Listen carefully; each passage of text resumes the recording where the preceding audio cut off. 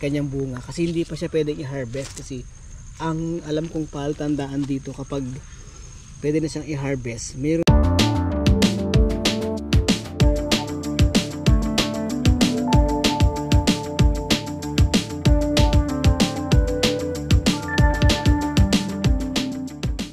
guys. So welcome back sa ating channel. Kumusta po kayong lahat? Long time no vlog tayo. Medyo madilim na, hapon na kasi.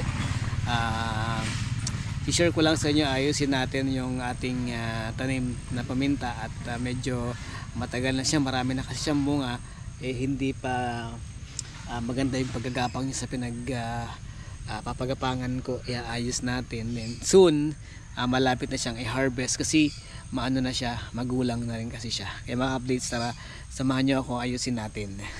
Papakita ko lang sa inyo yung aking tanim na paminta. So yan, marami na kasi siyang bunga, magulang na rin siya, malapit na siyang mahinog. So pag medyo mayroon na kasing magulang, so malapit na yon.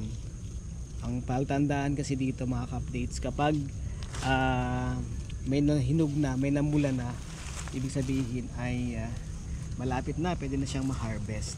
So maraming maraming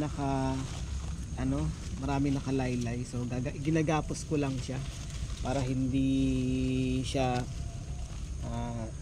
para hindi sumayad sa lupa yung kanyang mga bunga. So igilan din ito, po. Kasi ilalim daming bunga So tali ko na lang siya dito para hindi masira. Ayan, sangat ko na lang doon. So yan,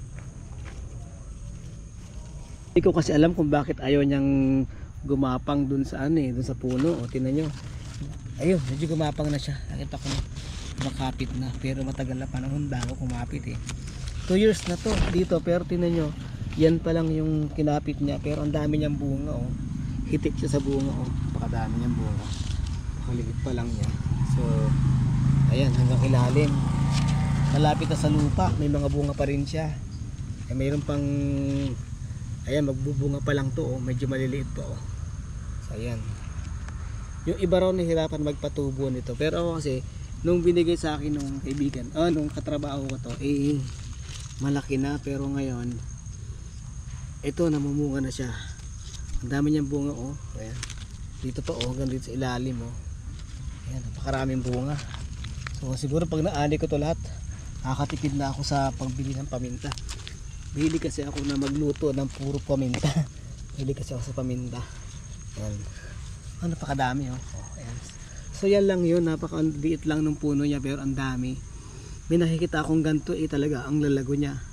Pero ito talagang lang to, ayaw niya kumapit, hindi siya gumagapang. So siguro sa tagal ng panahon baka gagapang din yun. So antabayan na natin mga kapits itong kanyang bunga kasi hindi pa siya pwedeng i-harvest. Kasi ang alam kong palatandaan dito, kapag pwede na siyang i-harvest, meron na siyang hinog, yun ang nakukulay pula na.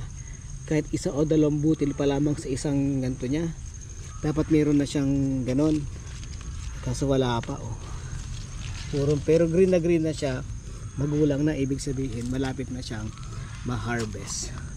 So yan mga ka-updates, ito ayos na siguro yan.